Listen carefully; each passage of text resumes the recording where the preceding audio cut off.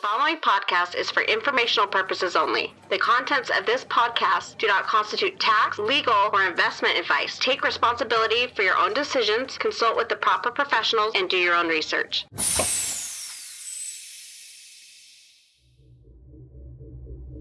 I love that everyone pushes in the same direction with the graph ecosystem. That everyone's goal is to make data access abundant and affordable and performant.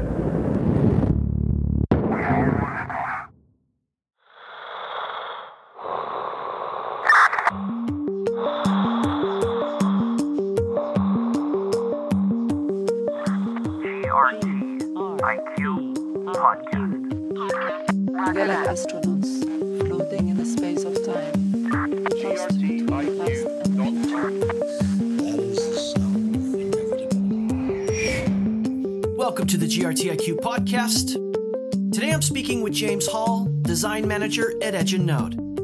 If you've ever visited the Graph website, then you've seen many of the contributions James and his team have made, from the simplest design elements like the buttons, all the way up to the overall design of the user experience and interface. During this enlightening interview, James talks about his journey into Web3, to Edge and Node, and the Graph. And if you're a longtime listener of the podcast, then you'll recognize many familiar storylines in James's story that have been shared by prior guests, including a period of time when James met and worked alongside the founders and other early community members of the Graph. As you'll hear, James has a well-thought-out and deep conviction for the utility of the Graph, the Web3 ethos, and the design of the Graph protocol and its incentive structure. We also talk about his move from aspiring architect to UX designer working in tech, his initial reluctance towards working in crypto, and then his move to Edge and Node. And toward the end of the interview, James will introduce you to an analogy he uses to explain how the Graph works to friends and family. And it's a new one we haven't heard before, and I'm sure you're going to love it. As always, we started the discussion by talking about James's educational background.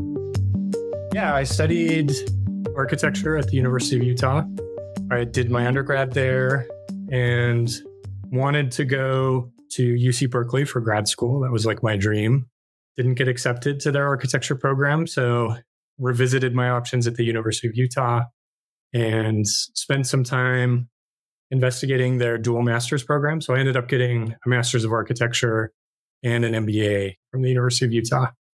And in my MBA program, took advantage of the opportunity to do a lot of independent studies. So they were really kind of open to whatever the students wanted to pursue, and ended up doing a product design independent study with a great professor from RISD, and ended up also doing a UX independent study. And that's kind of how I set the wheels in motion to get out of the architecture industry and into the UX space. Your education and early career obviously was focused on architecture, and this is a GRTiQ first. I don't think I've had a guest on the podcast yet that had a background in architecture like you do. What do you think drew your interest into that field? I spent time as a kid, so my parents weren't like very keen on video games. And I don't have like techie parents, but they did have a computer that had architectural design software on it. I don't know what it was called. It was some crummy like house floor plan tool. And I would spend like weekend afternoons just designing ridiculous houses. And like that was like what I could do on our computer that was fun. And yeah, so I think looking back at that, that's definitely where the interest started. My father worked construction and has like a really great brain for how to build things and how to look at a plan and turn it into a three-dimensional form. So I think there's that. And then on my mom's side, my grandmother's a sculptor. My grandfather was an interior designer. So I think it's kind of the marriage of like a lot of family history too. The practical building on my father's side and the art and design from my mother's side. Given that background, are you ever surprised that you ended up in tech? I mean, you didn't grow up in a household where you were spending a lot of time playing games or rebuilding computers. So is it a surprise to you that you ended up in tech when you think about it? Maybe to some degree. I think like on my 6th grade, what do I want to be when I grow up report, I believe it was computer game designer. So like there was definitely some inclination towards tech, but it didn't really formalize until grad school for me when I thought like maybe I don't want to be an architect. Maybe I need to look at some other options. And then UX emerged as a possibility there. When you look at architecture, I know there's different types, and I haven't studied this very much myself, so I'll probably sound like the novice that I am, but I know there's different types of buildings and different types of genres, for lack of a better term, in architecture. Is there a favorite structure that you have or a specific type of genre that really appealed to you when you were studying architecture? Definitely mid-century modern. We talked a lot about it in architectural history classes. It was, I think, so early modernism emerged from Germany, really in like the 1930s and 40s, and then went global as the international style. But mid-century modernism was a sort of unique vein within that broader movement. And it was filled with a lot of post-war optimism. So right after World War II, there was a lot of new materials emerging that were being deployed in interesting ways in architecture. And my favorite part about it is it connects the interior space to the exterior. So there's a lot of visual connection with nature inside of mid-century modern structures. And that was when I moved back to Utah, we bought a mid-century modern house because of that I really wanted to raise my kids in that type of environment. So it's definitely my personal favorite as far as styles go. And is there a iconic building or structure that captures that for listeners that want to Google this and get a sense of exactly what we're talking about? Yeah, the roots of the movement are definitely in Los Angeles in the case study houses, which was a program run by several prominent architects in the 1950s. Charles and Ray Eames have a house that's part of the case study movement. A lot of like the early iconic sort of modern home imagery out of Los Angeles was taken in the case study homes. So yeah, they're definitely like the roots where a lot of the DNA was formed. James, is it true that architecture, and maybe the really visible stuff, the things you see in cities or in more prominent locations, is an artifact of what's going on at society levels? I mean, is architecture a mirror that you could go back and look and evaluate maybe certain social elements that exist in history? I would say definitely so. I think that's true of most sort of artistic human expression. Sculpture and painting and architecture all are mirroring what's happening more broadly in society. I think currently it's kind of hard to name the predominant style in architecture today, but it does have a lot of postmodern elements, which emerged in the 70s and 80s as sort of a rejection of that modernist movement. Deconstructivism is also sort of a more modern style, but it's not my personal favorite because it feels almost anti-human or dystopian in a way. But that's really on brand with culture today too, that there's a lot of like fraught feelings around like the direction that we're headed as a civilization. And yeah, I think that architecture does hold a mirror up at times to reflect back how people are feeling.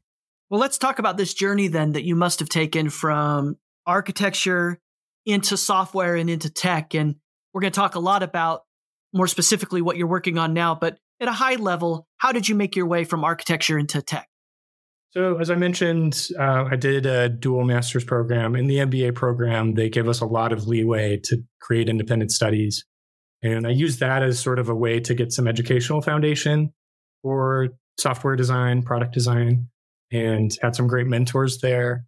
I was also very fortunate. The director of the MBA program at the University of Utah had just previously left Stanford's Entrepreneurship Center. So she was very well connected in the Bay Area. She helped me get an internship at a company called Optality and helped just get the wheels rolling of getting my feet wet, getting some connections in the tech space. And then after I finished school, I thought a lot about how to craft that narrative. What was the story I was going to tell of, yeah, I wanted to be an architect, but I don't anymore.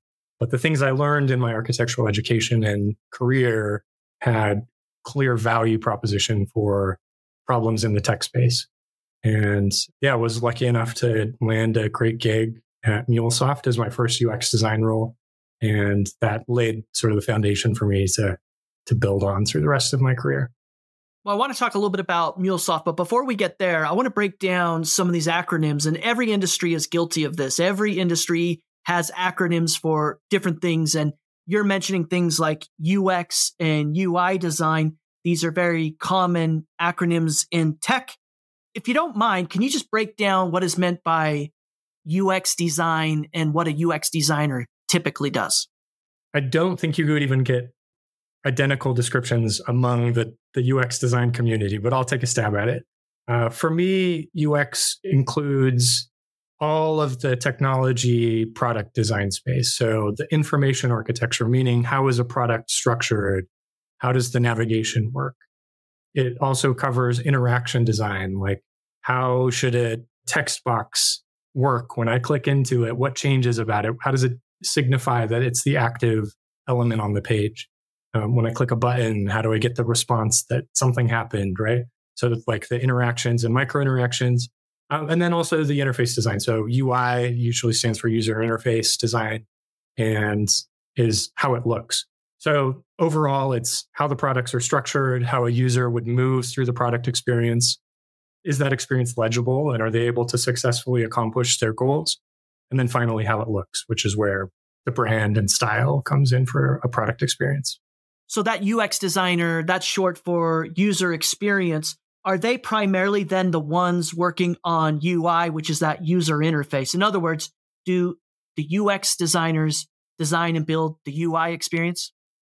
Yes, typically. It definitely depends on how a team is structured and how someone views their role. I personally have specialized more on the architecture and interaction side of an experience. So what steps does a user take? I often don't dabble in the UI side. I'm not that great at it, frankly, and love leaving that up to stronger UI designers who have more maybe aesthetic sense or a feeling on how it should look. As a discipline, the UX designers are paying attention to user behavior. They're trying to figure out if users are engaging with the UI. They're trying to figure out optimized steps that a user should go through and a host of other things. I mean, is that a fair characterization of the types of things you're watching and designing for? Yep. So on the interaction side, what I care most about is if I were to give you a task, like open up your browser and find a map with directions to the nearest ice cream shop, then I would be watching, how do you find the app? How do you navigate within the app? Are you able to successfully put in the right search terms that will result in what you're looking for? And can you figure out how to get the directions working, for example? So it's much more about what steps are you going to take, and can you find what you're expecting those steps to look like in that flow to complete the task successfully. So like it could be all black and white UI, right? It doesn't necessarily need style and branding. It's mostly about your ability to successfully accomplish your goals while using that tool or product. So outside of the graph ecosystem, is there a specific app or website that you've come across where you think, oh boy, they've raised the high bar of what great UX design looks like or should feel like? That's a tough question. I think UX and UI designers are perpetually dissatisfied with the product experiences that they have. I think the first time I used Uber many, many years ago, that felt like a magic experience to me. I don't have to hail the cab. I don't have to take public transit. The car just appears. Payment is taken care of in the background. I think that experience doesn't hold the same magic for me. Often it's frustrating because you know that drivers don't want to take you on the route that you're asking, and it takes longer to get a driver. Like, I think some of it is shifted over time. I'm not sure I can think of a better example. James, do you use the things you learned studying architecture in your work as a UX designer? Definitely. So design with a capital D is really just like an application of specific methods and principles. And I would say that those methods and principles hold pretty true across any design discipline, that you're identifying a problem, you're coming up with various ways of addressing that problem, and then testing and narrowing and refining until you land on a solution. So that was something I learned in architecture school. That problem space was focused more on like spatial flow and how someone moves through a series of spaces. But it's usually like commercial buildings have a goal in mind for the users as well. Like, can we successfully get them to the elevator so that they can find the right floor in the building or signage or things like that? So I think UX also is spatial in a sense, maybe not three-dimensional, but you are moving through a series of pages. You are interacting with different elements that can provide the guidance or wayfinding as you move through that experience. So I think that while the outcome is obviously very different, a software tool versus three-dimensional space, a lot of the means and methods of arriving at a solution are very similar. Well, let's now turn our attention a little bit to that big move into tech and getting started at Mulesoft. For listeners that have been tuning into the podcast since the beginning, they'll know that Mulesoft's come up many times in several different interviews. I'm thinking about Carl Hagerling's interview, Brandon Ramirez's interview, Yaniv's recent interview, and of course, Nena brought it up as well. So let's talk a little bit about Mulesoft. A lot of people involved in the graph seem to have spent some time there. What can you share with us about what you were doing there at Mulesoft? Yeah, it was my first UX role, and I definitely had to build some credibility, and I've definitely made some mistakes along the way. But similar to what I was describing earlier, I was in charge of the interaction design for a developer IDE tool called Anypoint Studio. And Mulesoft provides integration tooling. So they help you connect APIs and move and transform data. So there's a lot of corollaries to how the graph works in that ecosystem. And I was working on a really technically rich and complex tool for Java developers. So jumped right into the deep end as far as very hard products to understand with very difficult use cases.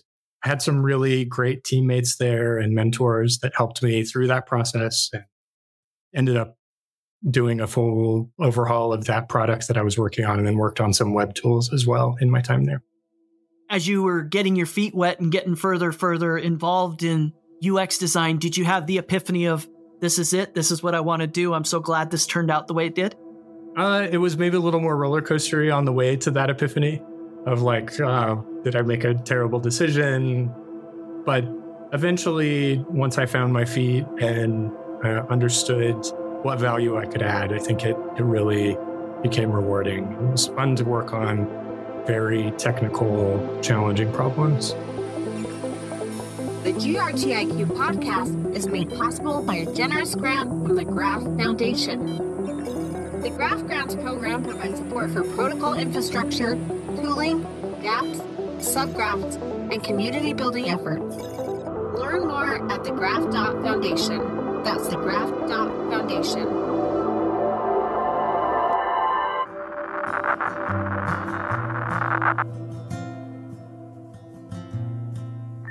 Hi, this is GRTiQ, and thank you for listening.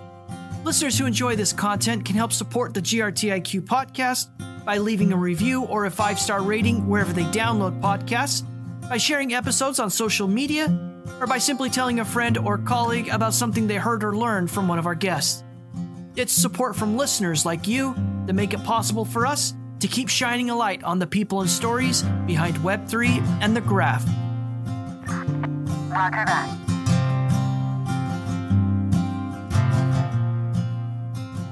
Well, long before Yaniv and Brandon would meet Giannis and go on to launch the Graph protocol and go back and bring on Nena, go back and bring on Carl, and eventually you at Edge and Node, you met them. And it was before the Graph obviously was launched. So I think it would be fun for listeners just to kind of hear what your experience was with meeting a lot of that original core team while working at Mulesoft.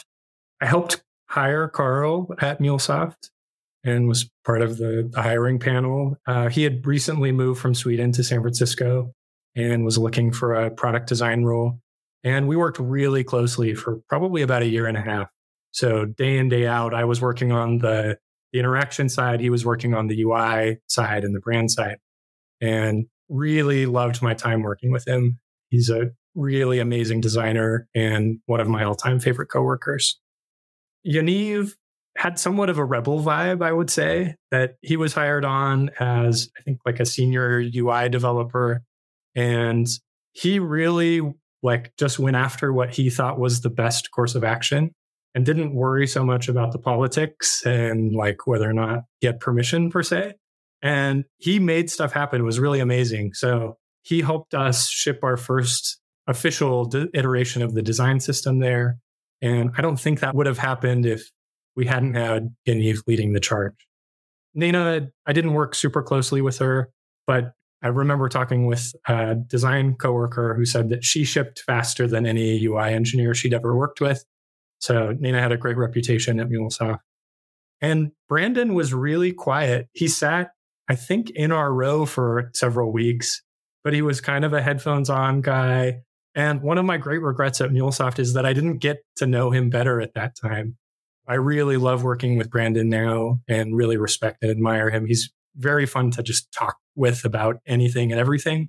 And I feel like that was a missed opportunity. So I didn't have a strong first impression of Brandon, but very happy to be working with him now. Do you recall ever hearing any early whispers or ideas being shared among those early folks about the graph? I don't remember anything specific about how the graph exists today. Yaniv was really focused on improving front-end systems and component libraries, and most of his focus was there. Mulesoft generally was really early in the API management space and API connectivity. So we were talking a lot about building these webs of interconnected data nodes, but we were selling it to Fortune 500 corporations, which would have been inherently siloed. So it wasn't the same sort of public data infrastructure that the graph is today. So I don't recall hearing anything specific, but we were definitely kind of in that general thought space at Mulesoft. Well, that's a really interesting point. I want to double click on that. But what you're basically saying is that it's not a real surprise to you that people that would go on to launch and found the graph protocol had worked at Mulesoft, or at least in that space, because of some of the things you mentioned there about working on and thinking about APIs. Is that fair characterization? Yeah, I think too, everyone that was at Mulesoft probably had a good sense of the problems with the traditional Web2 architecture and stack, especially data silos among different corporations or entities. And for me, once I really started to understand the graph and its value proposition, it was like, this is a solution to so many of the problems that were really difficult to solve from a Mulesoft business perspective or business model perspective. Well, that's super interesting, James. And I want to ask just a quick follow-up, which is the nature of these problems that you mentioned that Mulesoft probably came across. Can you just share one? I mean, what would be one of those types of problems that when you figured out what the graph was doing was an aha moment of of course, Yaniv and Brandon and Giannis and the team went on to solve these types of things? Yeah. So I think one area that was really challenging back in 2014, sort of 2015, was creating a uniform interface for interacting with APIs. So Mulesoft had created its own language, so to speak, or method for creating API interfaces, and it was called RAML. There was also YAML in the marketplace, and I think some other competitors had done some alternative things as well. Today, the graph uses GraphQL as that interface language and the way that you sort of construct the endpoints, the subgraphs that you're going to be interacting with. And I would say that the graph and GraphQL probably hasn't fully solved that problem yet, but it's great that there is this consistent way of documenting and looking at API interfaces and then being able to interact with them as an end user. So I think that GraphQL is really amazing for that reason. Hearing you talk about this and describe it, I mean, I get the sense that UX designers, people like you, James, are only one or two steps away from being like coders and developers. And maybe I'm overreaching here, but you seem to grasp the technical side of things. And I'm just curious, is that a prerequisite of being an effective UX designer? You have to be able to be familiar and comfortable with some of the code and developing elements? It definitely depends on the product that you're working on. There are some UX designers that will be front-end engineers as well to some degree. I find that they're always better at one than the other. And it's very hard to be perfectly balanced across those different sort of skill sets. Yeah, I think that finding UX designers that are able to dive into technically challenging or complex spaces is more difficult. That if I were working on a social app or something like that, I don't really need to care as much about how the underlying architecture and how the backend systems are going to work. But in a technical space, like building developer tools for people in the graph ecosystem, we do need to care a lot about those constraints and think about how they will either impact our users or their perception of how easy or challenging a problem that they're solving is. So James, after your time at Mulesoft and before you went on to join the team at Edge and Node, you made a stop at Topia. Just curious what Topia is and what you did there. So Topia is an HR tool for managing remote teams and for helping employees move around the world.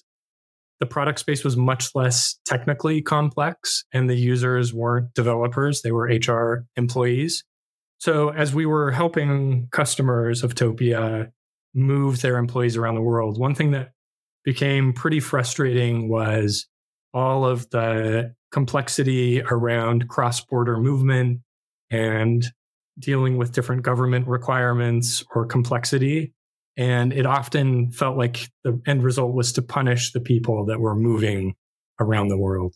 So it became, I think, in a way, helped me understand the value of Web3 and sort of the borderless nature and the global footprint of Web3, in that ideally we don't have to deal with the complexity around tax and payroll issues between countries or like getting visas to go from one place to another, especially if you're headed to that destination to add value to the local economy and bring your perspective as an outsider to potentially add richness to the locals. A little bit on what I worked on there. I took the role because I was going to be the first designer again and would be able to build a design organization. And for me, that was a really fun problem space to hire a team and build out a design culture within an organization that previously didn't have any designers in it. Well, as I mentioned, the next stop you made after Topia was to Edge and Node. And for listeners that aren't familiar with what or who Edge and Node is one of the core dev teams working on the graph. And what makes Edge and Node unique from other core dev teams working on the graph is that it was founded by a lot of the starting team that launched the graph protocol. After launching the protocol, they spun into a core dev role. And then the Graph Foundation has brought on several more core devs, all of whom are contributing to building out the protocol. Before I ask you a question about how you found yourself at Edge and Node, I'd like to go back in time a little bit here and ask you, when did you first become aware of crypto and what your first impressions were? I first looked into crypto in probably 2014, 2015. I tried to buy some Bitcoin, and the UX was so sketchy and scary that I was like, forget it. It is absolutely not worth the risk. I don't understand fully what I'm about to do. And it was just too uncomfortable for me. Once Coinbase came out in 2017-ish, I did buy some Ethereum and like started to just dabble a little bit in the space and try and understand what the value proposition was, what crypto offered. I didn't get in super deep. I also would meet with Carl occasionally in that time when I was at Topia. I would have long layovers near where he lived, so I'd catch a train and go chat with him. And he kept telling me about, I'm working on the graph with Yaniv and with Brandon. And he would tell me it's indexing the blockchain. And to me, that meant very little because I didn't understand really what a blockchain was. I did kind of generally understand the concept of indexing, and I didn't ever dive into it with him. I usually would ask about some of the other like side projects Carl was working on. I regret not having him walk me through the graph more deeply back then. And at the time, I felt like a lot of these emergent work tokens seemed like baloney.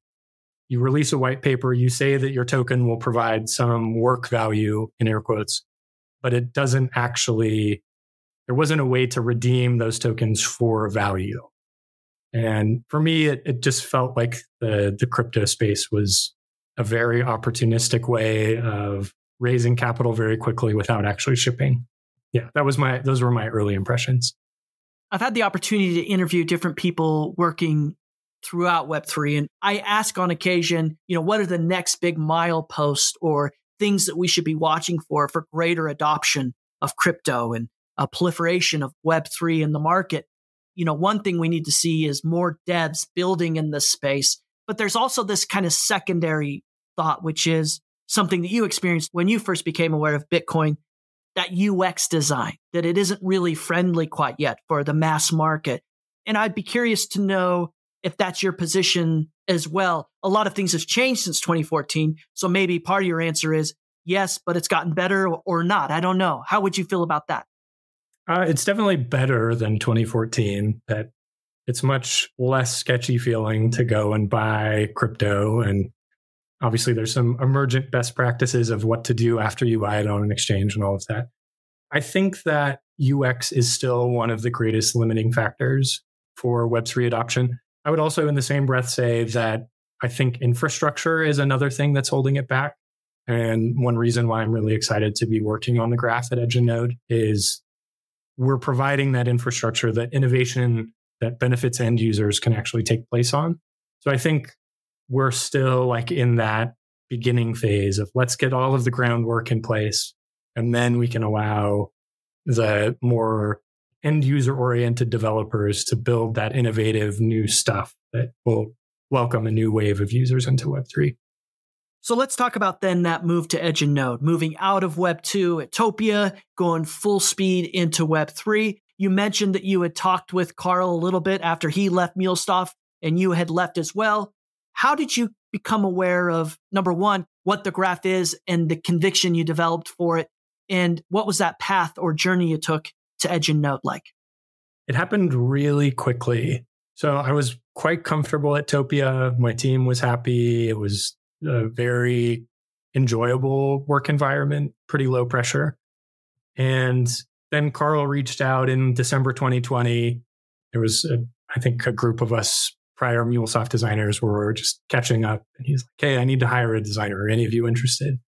And at first I was like, nah, I'm good. But then I started thinking a little bit about it, like, oh, I should actually figure out what Carl's doing.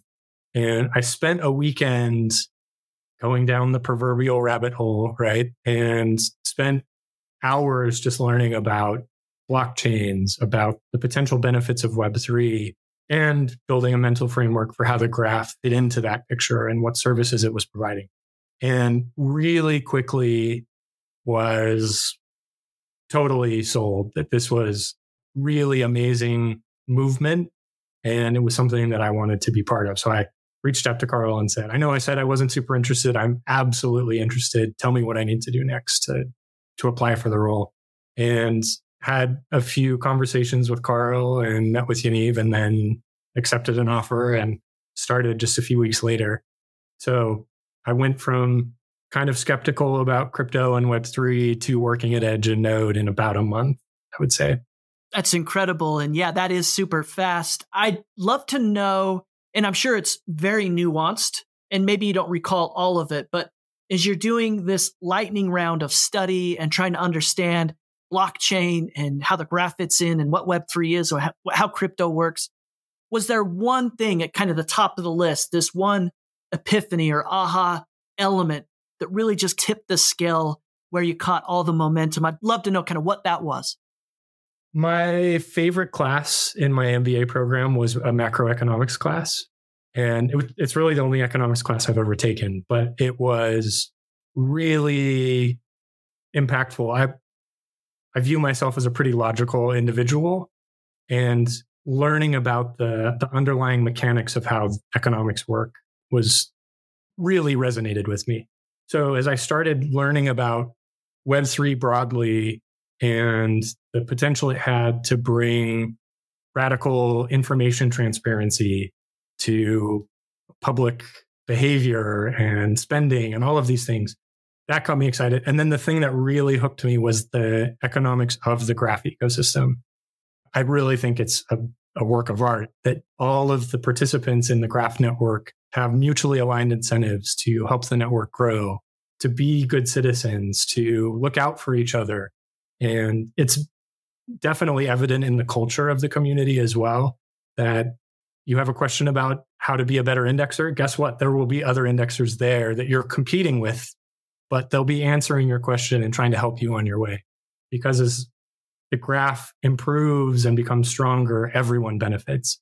And for me, that moment of like realizing how complex the economics were, but in a way that all led to this radical collaboration and cooperation, really for me was like, that was when I was totally sold. And when I reached out to Carl was after that.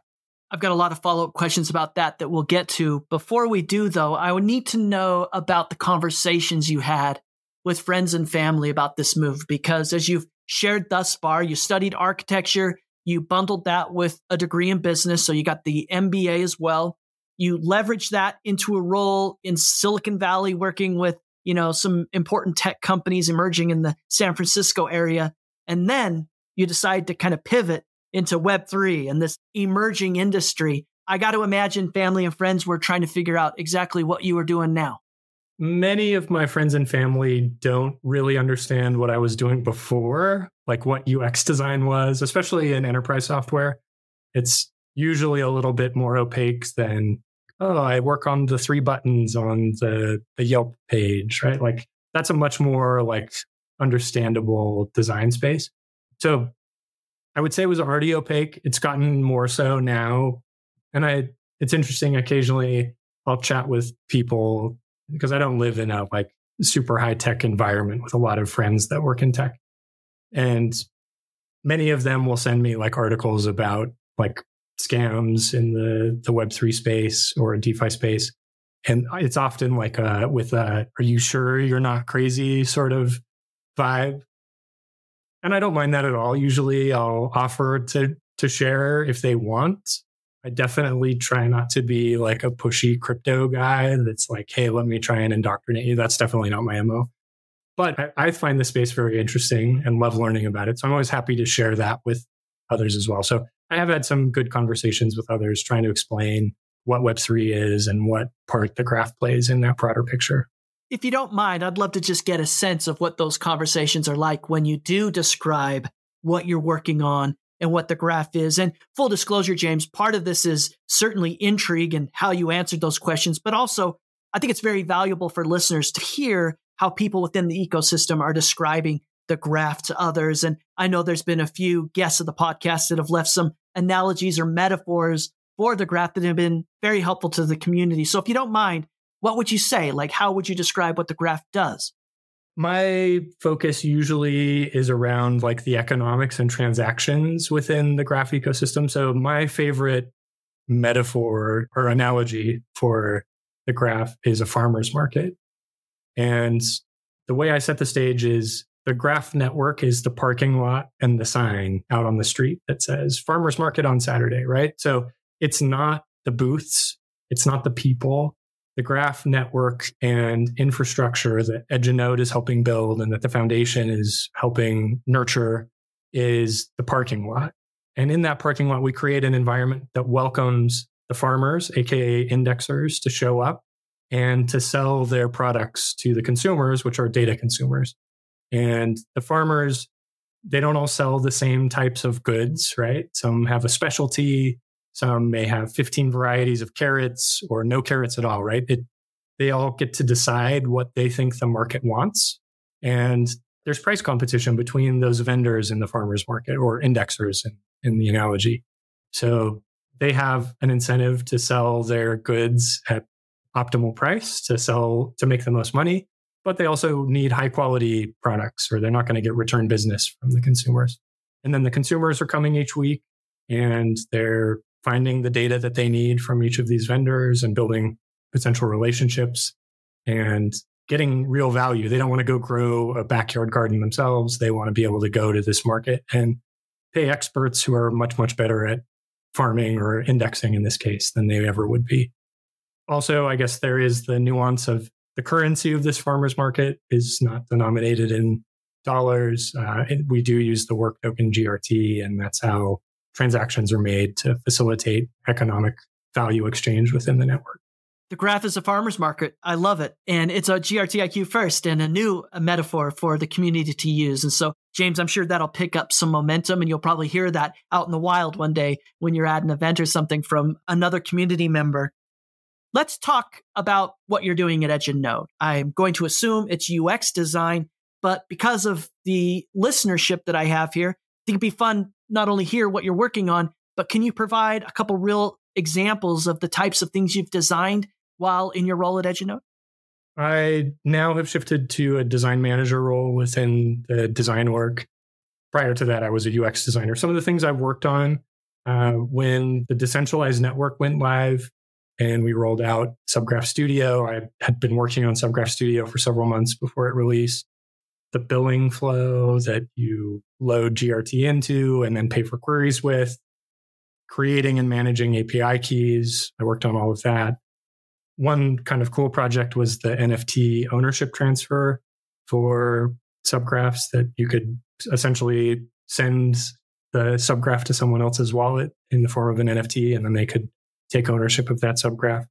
And then also just improvements on Explorer as well, how you find subgraphs and are able to ensure that they have the data that you need, and then get you rolling with setting up billing and all of that to participate in the network.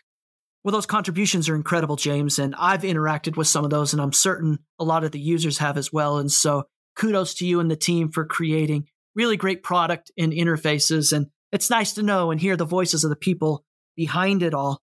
I want to ask you this question about architecture and structure. So again, being a little bit of a novice, my understanding of an architect is they build and design structures and buildings. And to be able to do that well, they probably need to understand a little bit about structure and about foundation and the strength or integrity of what they're building. So applying that lens that you would have as an architect, when you look at the graph from a structural perspective, what do you identify or what do you observe as the most important part of that structure? Maybe the quote unquote foundation, if you will, of the structure of the protocol. For me, this is a pretty easy answer. I think that for me, far and away, the foundation of the graph is indexers and their ability to show up every day and provide high quality, high performance responses to queries. Without really great indexers, the graph ecosystem never gets off the ground. That core value proposition of get data off the blockchain that data consumers want, if they aren't able to do that in a way that satisfies their service requirements, their speed requirements, their uptime requirements, then the graph won't be successful. So I really think that indexers are that foundational piece. And without them, the graph crumbles. Well, James, that's a great answer. And I've had the opportunity to interview a lot of indexers for the podcast. And like you, I have a ton of respect and really love the indexer community at the graph, the way they work together and the services that they provide. I want to go back to something you said earlier, and I think it pairs very well with the answer you just provided, which was this conviction you developed for the economics at the graph. Do you mind just unbundling that a little bit here? What is it about the economics of the graph that really drives some conviction for you? And you said it's almost like a piece of art. I love that everyone pushes in the same direction with the graph ecosystem, that everyone's goal is to make data access abundant and affordable and performant.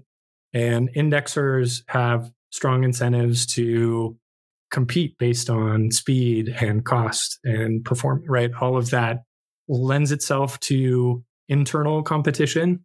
And I think even though there is competition, there is the collaboration I mentioned earlier, that the indexers are looking out for each other as well.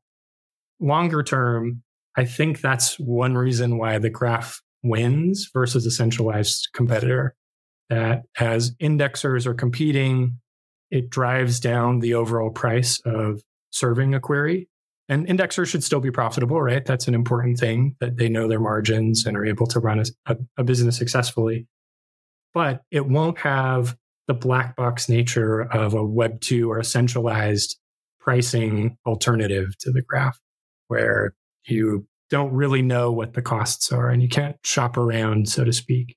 Whereas a data consumer, you can optimize for price in the graph ecosystem. And maybe you're willing to sacrifice a little bit on performance in favor of cheaper costs, right? And I think that nuance is relatively small, maybe, but in the big picture, that's one reason why the graph is able to become the powerful network that it is. I also think that it has some compounding effects, that each new subgraph that comes into the ecosystem makes the graph closer to that one-stop shop where you can come and get all of your query data that you need. I think sometimes people can get a little bit hung up on the inflation and some of the ways that the value flows through the network. I think one important thing to keep in mind is that the graph as an ecosystem is really just getting started. And as we drive more of the queries from the hosted service onto the network, that in the future, maybe the economic variables are able to change under the direction of the Graph Council, and that it will mature like any other entity would over time. Hi, this is James with Edge and Node. If my conversation with the GRTiQ podcast has been helpful to you, then please consider supporting future episodes by becoming a subscriber. Visit grtiq.com/podcast for more information. That's grtiq.com/podcast.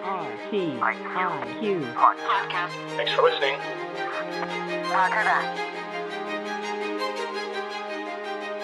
James, I appreciate that overview of the economics, and I can hear the conviction in your voice for the value that the graph creates. And I want to just ask you, how do you then interpret on the occasions that you come across cynicism, criticism of the industry, that there really aren't any projects out there in this crypto Wild West that are creating real value? How do you respond to that?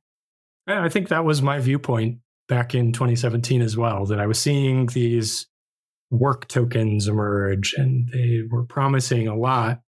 And I didn't dig into them super deep, but it just sort of felt a little phony to me. So I understand why people might feel that way. I think it's easy to feel that way in the absence of a good example of the opposite. And I think that that's what the graph is becoming. It has a work token that provides real utility to people. And it's not to everyone today, but if you're building a decentralized application, you can kind of skip the back-end infrastructure and just use the graph as your data provider. To me, that's real value, right?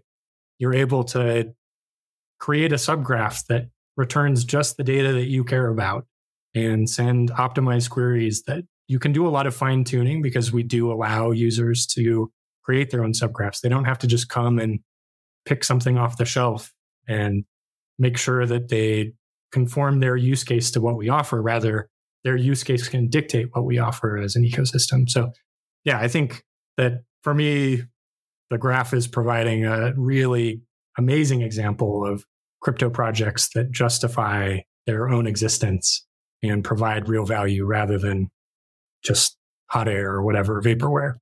So James, I want to build a little bit on that and just ask you about the importance of the graph. And I want to do it more at a top level. So the question is, why is something like the graph, a decentralized data solution, important for the world?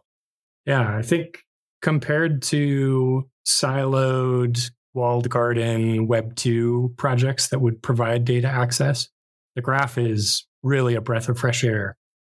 So I was recently reading a book, and one of the points the author made is that corporations become less efficient and closer to dying the bigger and older they get. And he contrasted that to cities, which are decentralized. So corporations are centralized entities, right, that have a centralized governing body, and that body dictates the focus of the corporation and priorities and all of that.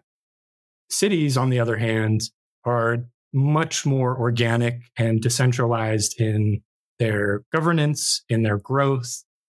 And that's driven largely by economic factors within the city. But the really interesting point was that very rarely do cities die, that cities become more efficient and more stronger over time because of their decentralized nature, where corporations become more slow, more ossified as time progresses. And as a result, to me, the graph is very much on the decentralized city model of let's let this grow organically as use cases unfold and emerge, and as innovation on how to index and how to provide the data emerge, where a corporation might be more rigid and structured and unable to pursue some of the flexible opportunities that the graph can. So taking that momentum there, and by the way, I love that answer. If we use that momentum to also address this question about Web3 and why it's important for the world. And similar to you, I have parents that aren't techie, right? They don't really know how to use a lot of the tools that people are using in Web3. So my question is, how do you think Web3 impacts just regular everyday folks if it's more broadly adopted? Today, I don't think that Web3 is doing a ton for everyday people. I think we're still in that infrastructure building phase and maturation phase that we talked about earlier. I would love to speculate a little bit on what I think Web3 could bring, and I'll try and do it briefly. So to set the stage, when I was back in business school, I did an internship at this startup called Optality. And Optality was trying to help build personal data models that you could then use in negotiation when you bought something from a vendor. So it might be your health data, it might be your financial data, it might be different elements of what you prefer as an individual. And then you could go to a vendor and say, here's my personal data profile without revealing my contact details. And then the vendor could respond, or many vendors could respond to an RFP, so to speak, from a normal person who wants to buy something like a car or a refrigerator. Optality wasn't able to fully execute on that vision. I think it was frankly too early in the Web2 paradigm. This was back in 2012. But that same sort of business idea or this model of empowering consumers, to me, is really exciting. And I think that Web3 could be the ecosystem under which that model flourishes. There's this famous marketing quote of 50% of our advertising is wasted, but I can't tell you which 50%. And there's an estimated $100 billion annually spent showing ads to bots and botnets. So like the push advertising world, I think, is very inefficient and also not nice for the user experience of receiving ads is not a good one. So I would love to see if Web3 could allow us to take back some power as consumers and have better, more efficient transactions with vendors. So I mentioned refrigerators earlier. In the future of Web3, let's say my refrigerator breaks. Today, I get hammered with all of these impressions of where to buy a fridge. And every one of those impressions have a cost associated with them. So I get mailers every week from the local appliance store. I see billboards on the highway. I see ads in Facebook, whatever, right? And all of them are just throwing money in the hopes that when my refrigerator actually breaks, their ad is the one that connects with me. And then I go and purchase a refrigerator from them, right? In the Web3 context, I would love for there to be a guild of fridge sellers that have a marketplace that when my fridge does break, I can go to them and say, hey, I am ready to buy a refrigerator. I can use zero knowledge proofs to reveal all of the pertinent data, but without telling them who I am and where I live. And then they can tailor their offering to me. And maybe they come up with different offers based on price sensitivity, or maybe they know I love convenient delivery on the weekends, whatever, right? And then I can then choose from those vendors when it's actually optimal for me. So really, I think Web3 has the potential to turn the push marketing economy on its head into a pull economy where we as consumers aren't barraged with advertisements all the time, but we can engage with vendors when it's opportunistic for ourselves. And I don't think that that would ever happen in Web2. Most of Web2 is governed by huge corporations that make a lot of money off of advertising. So they have no incentive to make our lives, our user experience as consumers better. I think Web3 might be the first place that we're able to make that happen. A very common question I ask on the podcast when this contrast between Web2 and Web3 emerges is, does Web3 and Web2 coexist in the future? Or is this a little bit of a zero-sum game where one of them is going to win out in the end? I think there probably will be some Web2 applications that kick around that have maybe better intentions than the average Web2 company. I don't think that it's going to like be a massive flip either, that 5 years from now, everything changes and we dump every Web2 product in our lives and adopt a Web3 alternative. I think that the economic flexibility of Web3 and the freedom that it could provide to us as just normal people will be really attractive, and it will be hard for Web2 business models to survive in that ecosystem. So maybe my prediction would be, 50 years from now, it will all be Web3, but I don't think that it's going to be like a massive sea change overnight. I think it will be a gradual sort of shift for us. What excites you most about the future of the graph, James? That's a big question. Right now, I'm really excited to watch it continue picking up inertia. So when I joined before the decentralized network launched, I felt like we were all pulling very hard trying to get a flywheel effect going. So like, how do we get the first few subgraphs on the decentralized network? And then beyond that, how do we enable indexers to be more productive? And how do we help consumers find the data that they need? Like all of those incremental changes build that inertia and that momentum. And I think that by the end of this year, we're going to have a surprising amount of that inertia. So I'm really excited for this year and what it holds. I think that we're focused on like the L2 migration, which is going to open up participating in the graph to a whole new audience. In some conversations with users, they mentioned that if they hold a small bag of GRT, it's expensive to delegate and to participate because of gas costs. And we're working on improving that. Yeah, I think that there's like already good product market fit for the graph and the ecosystem. And I'm just really excited to help continue refining, making small incremental improvements that then help that growth compound. Well, talking about that growth, and I love the vision there, it might be fun to kind of look backwards as well and just ask you, how has things changed within the ecosystem since you first went to work at Edge and Node? Yeah, we've definitely matured in our focus and prioritization, especially within Edge and Node, but I think generally in the ecosystem, we're more in tune with where we need to be investing more from a UX perspective. And we're working hard to smooth out some of those rough edges that may still exist. I think network quality of service has improved by leaps and bounds since it launched. That's been really exciting. I think that there was maybe some skepticism when I would say I was part of that group of like, can we ever get quality of service to match or exceed the hosted service? And that's happening and is really exciting to see this decentralized network mature so quickly. Yeah, and I think one thing that's kind of nice now is that there's less noise in the ecosystem. And in this current state, builders are still working hard to build and to ship. And there isn't some of the distractions that maybe existed in 2021. And yeah, I think that as a result of that, we're going to be surprised by how much progress has been made. James, I feel like part of the answer you had about the vision for the graph, this is an important year. You said it yourself. As you span out and just kind of look at milestones, and I'm asking this for the benefit of listeners, things that they should kind of watch for as the graph continues in its own evolution and growth. What are some important milestones that you're paying attention to or watching?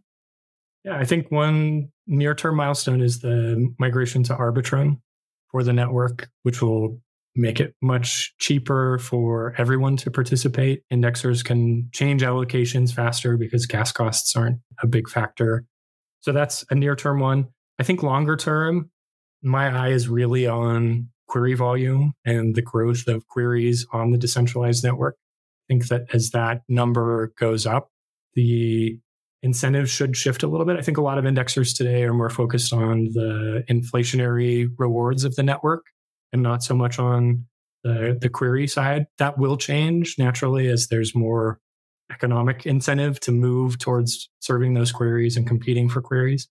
So that's one thing I'm excited to keep watching. And I think that this year should see a lot of that shift from queries on the hosted service to the decentralized network. And yeah, I think the network economics will get better as that takes place.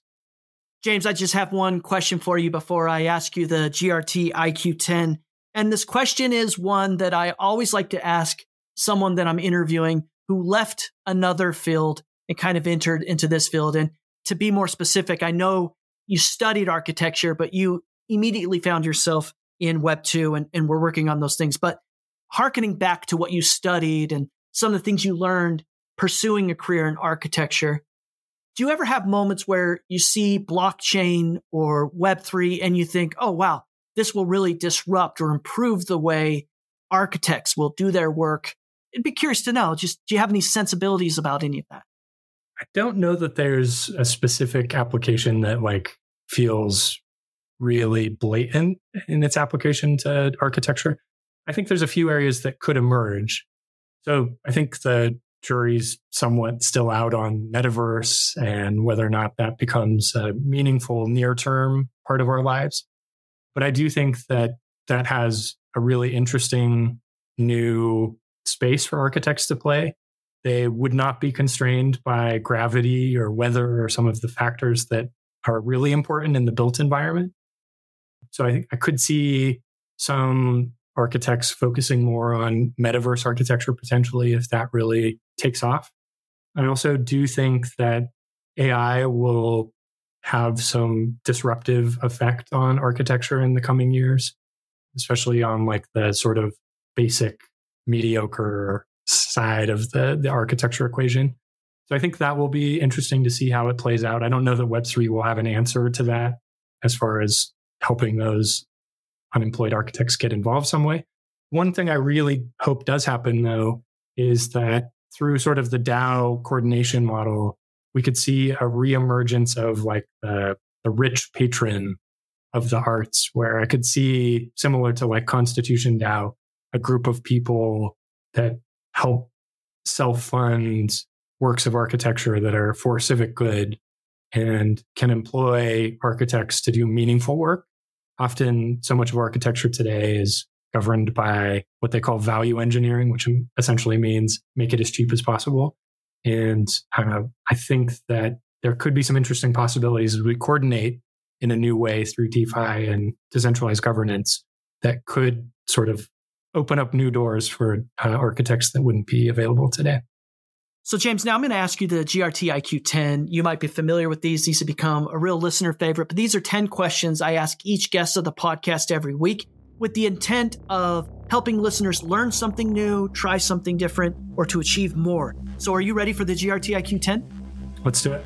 The GRTiQ 10. This is the way. 10 questions for astronauts floating in space. James, what book or articles had the most impact on your life? I really love a book called A Confederacy of Dunces.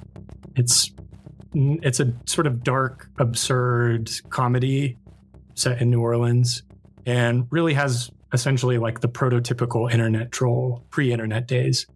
It's not something that I like try to strive to emulate in my life, obviously, but I think the way that it painted these characters that you may despise while you're reading the story, but like there's an element of heart and love that you're actually happy for them in the way that the book concludes.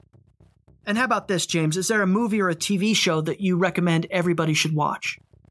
I really loved Everything Everywhere All at Once that came out last year. For me, that probably toppled my previous favorite movie, which is WALL-E. And I think that Everything Everywhere All at Once had so much heart, and obviously it's wild metaverse sort of science fiction, but at its core, it's about family relationships and people who are striving for a better life and the importance of kindness. Yeah, that was just such a beautiful, profound movie. If you could only listen to one music album for the rest of your life, which one would you choose? Lately, it would be Punisher by Phoebe Bridgers. What's the best advice someone's ever given to you? I had an architecture school professor quote Socrates, and this is my favorite quote. There is no solution, seek it lovingly. What's one thing you've learned in your life that you don't think most other people have learned or know quite yet? I really like reflecting on Hanlon's razor, which is never attribute to malice that which is adequately explained by stupidity. I think that often we feel like people are out to get us. That's like a very predominant theme in society today. And I think really it's just carelessness or stupidity that leads to a lot of those outcomes. What's the best life hack you've discovered for yourself? I am definitely not a productivity guru. I think if I could encourage all the adults listening and the kids, go ride bikes. For me, that's like what makes life way better. I'm always happier after a ride. Based on your own life experience and observations, what's the one habit or characteristic that you think best explains how people find success in life? Yeah, I think success is like a pretty ambiguously defined concept for a lot of people. I would say that the one attribute of people that I consider successful is kindness and their ability to treat other people with dignity and respect. So kindness would be that. And James, the final 3 questions are complete the sentence type questions. And so complete the following sentence. The thing that most excites me about Web3 is? The potential to return the internet to the hands of the people. And how about this one? If you're on Twitter, then you should be following. Okay, I'm not on Twitter. So can I answer YouTube? Of course. If you are on YouTube, you should be following Van Neistat.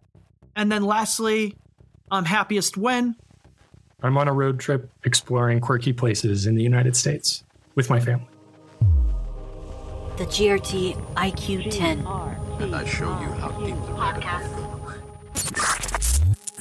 James Hall, thank you so much for your time. You've been very gracious, and I really appreciate a lot of things you shared today. And I'm really excited to see this farmers market idea and a lot of the other insights you shared kind of grow some momentum within the community. If listeners are curious about you, want to learn more about what you're doing and some of the things you're working on, what's the best way for them to keep in touch? I'm not super big on social, but you can check out my website at moretaller.com. This has been a production of the GRTiQ podcast. For more information, including detailed show notes, visit grtiq.com/podcast. That's grtiq.com/podcast. Please consider contributing to this project and helping build the community by subscribing and leaving a review. GRTiQ Podcast. Roger that.